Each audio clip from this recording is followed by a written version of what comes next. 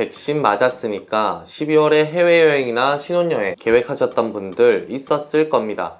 근데 안 된답니다. 백신 맞았어도 증상이 없어도 10일 동안 격리하라고 합니다. 이게 다 오미크론 때문입니다.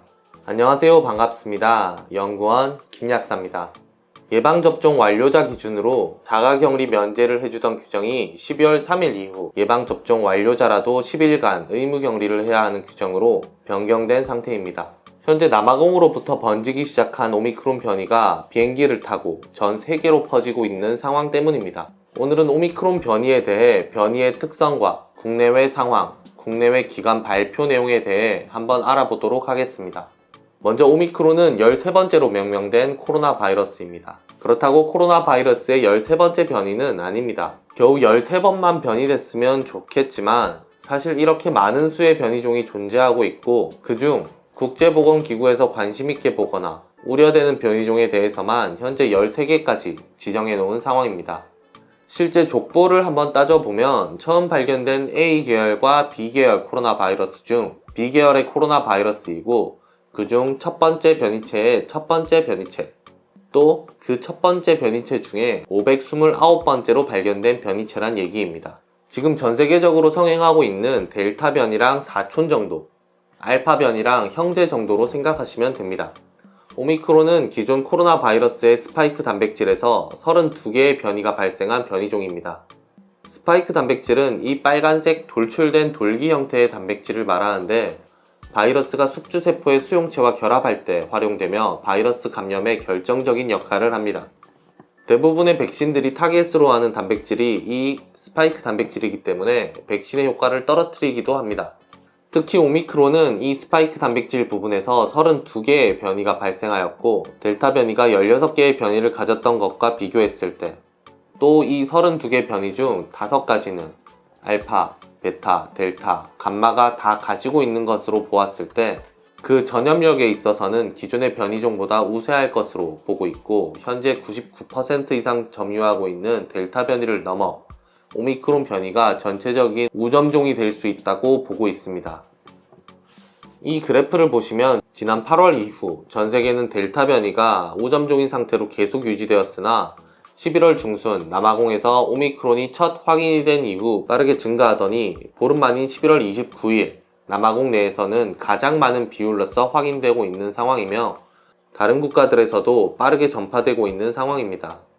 이는 델타에 비해 2배 이상 빠른 전파 속도라고 볼 수 있습니다. 물론 빠른 전파 속도를 가졌다고 더 위험한지는 아직 모르는 상황입니다. 최초 오미크론 변이에 대해 보고하였던 남아공 의사협회의 보고에 따르면 오미크론 변이는 후각, 미각을 잃거나 콧물이 나는 델타 변이 증상은 보고되지 않았으며 몸살, 피로, 목 따가움 정도의 증상만이 보고되고 있는 상황입니다. 남아공 인구의 고령층이 다른 국가들에 비해 많지 않은 상황이기 때문에 오미크론 증상에 대해서는 조금 더 파악할 시간이 필요한 상황이나 감기 정도의 증상으로 끝나기를 바라고 있습니다. 바이러스는 숙주 없이는 생존할 수 없는 존재입니다. 감염된 인간이 죽는다면 바이러스 스스로 전염을 시킬 수도, 숙주 내에서 증식을 할 수도 없습니다. 따라서 일반적으로 바이러스는 인간에게 적응하고 인간에게 치명적이지 않은 방향으로 진화하게 됩니다. 백신은 바이러스가 독성이 약해지기를 기다리는 동안 시간 벌기용으로 맞는 것이라고 생각하시는 분들도 있습니다. 오미크론의 전염성은 기존 변이종 중 가장 강하기 때문에 전 세계의 우점종이 될 가능성이 높고 이러한 변이종 증상이 치명적이지 않는다고 가정한다면 오히려 지금 상황보다는 더 좋아질 것으로 보고 있습니다. 물론 그 증상이 정말로 약한지 확인하기 위해 2주 정도의 시간이 더 필요하다고 하니 조금 더 기다려봐야 할 것 같습니다. 국내에는 2대의 비행기편을 통해 국내에 유입되었음이 확인되었고 국내 입국 후 전파를 통해 500여 명과 접촉되었습니다. 12월 4일 기준 22명의 코로나 확진자가 확인되었고 그중 9명이 오미크론 변이, 13명은 아직 분석 중에 있습니다. 국내 출입국 통제 규정 역시 2주간 한시적으로 적용된다고 하고 있는데 이 역시 오미크론 변이의 증상 정도를 확인하고 그때 방향을 정할 것으로 보입니다. 미국 질병예방통제센터 CDC에서는 오미크론 변이와 관련된 입장을 밝혔습니다.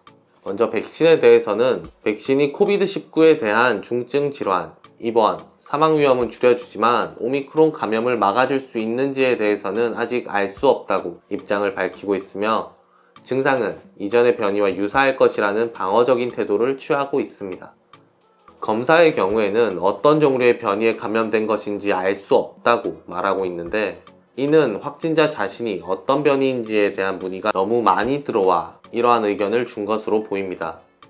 단순히 기존 코로나 확진에 필요한 검사와 오미크론 변이종 확인에 실시하는 검사는 다르고 모든 확진자에 대해 전수검사를 할 수 없는 노릇이기 때문입니다. 국내에서도 역시 오미크론 확진자의 밀접 접촉자 등 변이종에 감염되었을 것이라 보이는 사람들에 대해서만 추가적으로 확인을 하고 있습니다.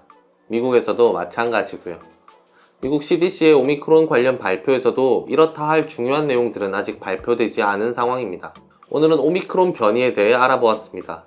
2주 후에는 오미크론 증상과 치명률에 대한 구체적인 내용이 공개될 것으로 보입니다.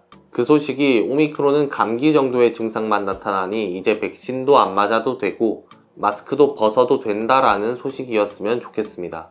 긴 내용 시청해주셔서 감사드리며 내용이 도움이 되셨다면 구독과 좋아요 부탁드립니다. 여러분의 건강에 도움이 되었으면 좋겠습니다.